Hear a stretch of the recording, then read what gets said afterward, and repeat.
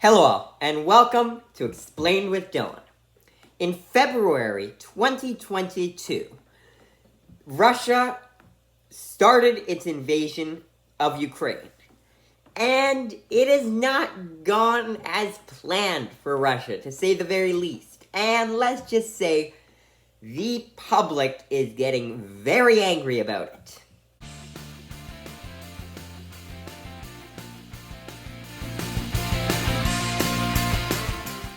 When Russia started its invasion into Ukraine, I thought that war would last about 2 weeks until Ukraine was completely taken over by Russia. The only reason I could see the war lasting longer is if any of the Western powers stepped in and aided Ukraine. But none of them have, and yet Russia has not been able to do anything they should have been able to do in this war. Take a look at these stats right here, and you can see the difference between the two militaries. Russia is clearly far stronger on paper. It's not even close. Russia has probably the second biggest military in the world. And they have the most nukes in the world, but obviously they wouldn't dare use those because if they were to use a nuke, then USA would retaliate, and let's just say the rest of the world would suffer the price. But somehow Ukraine has held out amazingly.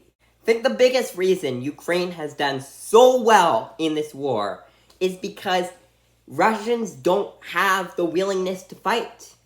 They don't want to fight. They don't gain anything from this. It's not like they're fighting for their country or anything. Yes, they're fighting for the country, but they're not protecting it or anything. All they're doing is invading another helpless, seemingly at least, country.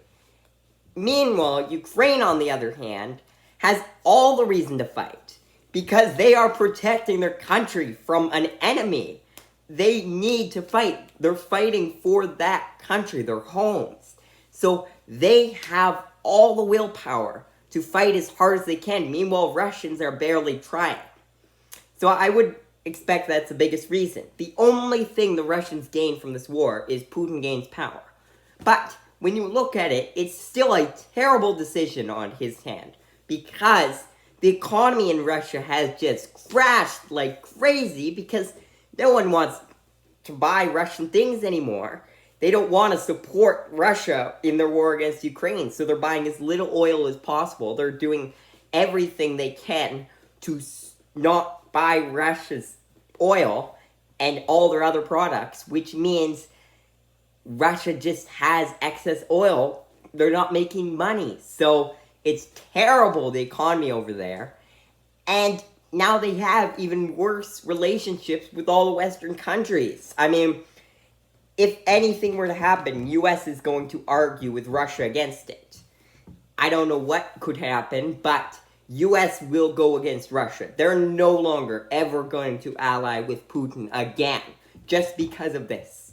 So, in hindsight, Putin should not have started this war. The biggest problem is, Putin can't back out now. I don't know if he wants to, he probably doesn't, but there's no way he could back out. Everyone in Russia will despise him because what's he supposed to do? They spent tons of money on their military, sent a ton of guys in. Plenty of Russians have gotten killed and they gained nothing from it. I mean, that would just be terrible on Putin's resume. So he can't back out now. He has to win this war. But he's not. Even as hard as he's trying, the Russians aren't winning because, like I explained, the Ukrainians have all the willpower in the world. Meanwhile, the Russian soldiers don't want to fight. But Putin's made it worse now because he is calling up 300,000 military reserves to the Ukrainian war. This could prove troublesome for Ukraine because that's 300,000 more people in the war. But, at the same time, it makes Putin look worse. There are tons of protests all across Russia right now because they don't want to fight. They're military reserves. They're not expected to fight. And the fact that they're fighting when they're in a completely different country and they're trying to invade it, like, it's one thing if they're called up to protect their country, but when they're just going and fighting in a completely different country, they don't want to fight. So there are protests all across Russia right now. Tons of people have been arrested because of it. So the biggest question is, what will happen to Putin after all this? And in all honesty, I have no idea. He is being extremely disliked by the Russian public right now. And let's say, even if they pull through and win this war against Ukraine, then what? It's not like Russia's economy is going to improve vastly again. The only way their economy could go back to what it was is if China and India just stop buying oil from anywhere else and only buy it from Russia. And the chances of that are extremely slim because they can get it cheaper elsewhere. So they might buy a bit of Russian oil, but they're not going to buy that much.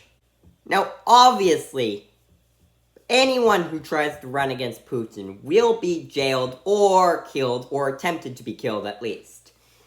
But there is one possibility that could still happen. A military coup. That's the only way I could see Putin losing power, and it's one of the most likely ways, honestly, that this could all end. Someone's never going to be able to get in there and assassinate him directly, just someone private. But if the military were to go, okay, that's enough, we hate this guy, we can't stand this anymore, they could initiate a coup. But the issue with that is that the military, the high-up generals, don't seem to hate Putin still. They're getting a really good pay grade for this, and they're not doing that much. So the problem is, I can't see any of those guys going and saying, okay, no more Putin. Plus, half of them are Putin's best friends. So it needs to come from lower down, which means it would be a lot harder because the initiative could be shut down before it gets to be anything. So it's really tough to say what will happen to Putin, but I guess we'll just have to wait and see. Thank you guys for watching, and I will see you again in 2 weeks.